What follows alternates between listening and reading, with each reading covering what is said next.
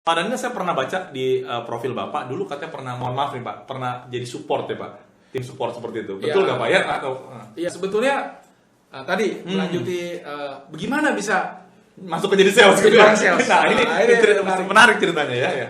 Kalau lihat background saya, ya, background saya itu bukan orang sales, bukan dari pendidikan katakan memang dituju cita-cita menjadi orang sales, itu betul. Ya, saya nggak punya cita-cita. Nggak punya cita ya? Tuh, Pak Daniel pun dulunya nggak pernah cita-cita ya Pak? Tidak. Kuliahnya apa Pak kalau boleh tahu Pak? Background saya ada engineering. Engineering ya? Ya, oke. Jadi cita-cita saya dulu waktu masih kuliah, ya saya berharap saya lulus jadi insinyur elektronik. Saya akan menciptakan sebuah alat. Nanti alat saya itu canggih, orang mau pakai alat itu, saya bisa menciptakan banyak sekali alat-alat yang akan dipakai oleh orang banyak. Jadi begitu masuk kerja pun, masuk kerjanya ya ke engineering. Oke, karena sesuai dengan impian ya. Ya, pertama di pabrik elektronik. Kerja, tiap hari masuk, duduk, masuk, kerjain itu, akhirnya pulang pergi terus. Itu kalau bilang hidupnya akan jadi flat seperti itu ya. Karena tiap hari gitu-gitu aja ya Pak. Ya. Kemudian saya pindah ke perusahaan yang lebih bukan pabrik, tapi sales company. Oh, perusahaan sales company, iya. Tapi tetap di di bagian engineering. Ya, gitu. siap. Nah, ini ada menarik di sini. Catat baik-baik nih, dengar baik-baik teman-teman sekalian ya. Jadi karena saya dari engineering, saya itu harus mempelajari, itu kebetulan perusahaannya teknologi tinggi, telekomunikasi. Zaman itu tuh Pak ya. Zaman itu. Yeah. Jadi yang namanya satelit atau apa. Jadi perusahaan yang menjual peralatan telekomunikasi. Nah, pada saat itu karena saya di engineering, saya harus mempelajari semua spesifikasi alat dan sampai cara menginstalnya. Benar-benar detail banget. Teknik, ya. Ya. Nah, di perusahaan itu dia terbagi dua. Jadi ada tim engineering, ya, teknisi sebutnya. Satu lagi adalah grup sales. Tapi juga engineering. Engineer juga, sales engineer. Iya, sales engineer namanya. Sales engineer. Ya. Nah, wah, itu teman-teman sales itu baik-baik semua sama saya.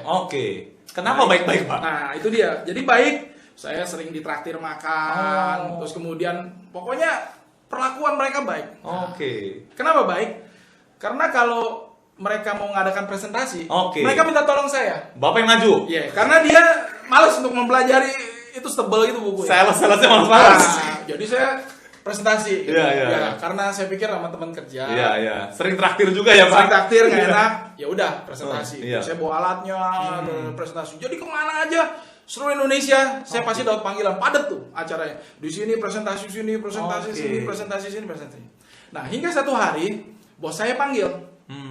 Dia bilang, Daniel, saya dengar kamu sekeliling ya presentasi ya? Iya Pak. Kenapa Pak? Kan itu kerjaan saya. Iya, sebagai support gitu ya. Iya. Siapa bilang? Nah lo. Saya kaget. Loh, kenapa Pak? Kamu dibohongin sama anak sales. Saya bilang kenapa? Kamu tahu nggak? Setelah kamu presentasi, itu anak-anak sales itu dapat orderan. Karena Pak Daniel yang presentasi ya. Saya nggak tahu Pak. Iya. Kenapa kamu aja yang jadi sales, kamu yang presentasi, ya kamu yang harus jualan.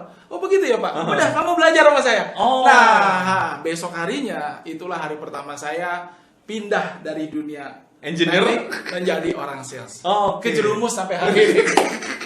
Pengalaman yang menarik ya Pak ya. Jadi seorang engineer akhirnya menjadi sales ya. Itu karena Pak Daniel sangat menguasai produk, presentasi sangat bagus. Jauh lebih mudah. Karena konsumen itu juga kepingin, karena itu teknologi yang high tech punya ya. Mereka mau ada orang yang bantu mendesain sebuah rancangan telekomunikasi misalnya. Kemudian bagaimana membantu kalau ada trouble. Iya. Kemudian juga nanti menginstalnya juga kita juga. Jadi dari awal sampai akhir kita bisa serve dengan baik. Sewaktu-waktu kalau ada masalah, mereka bisa kontak kita kapanpun. Beda kalau dengan salesnya pasti bilang, maaf, nanti saya hubungin dulu bagian engineering. Iya. Itu beda. Karena Bapak menguasai ya seperti itu ya. Menarik sekali. Nah, jadi teman-teman sekalian Anda bisa melihat pengalaman Pak Daniel. Bagaimana beliau mulai dari seorang support akhirnya jadi sales seperti itu.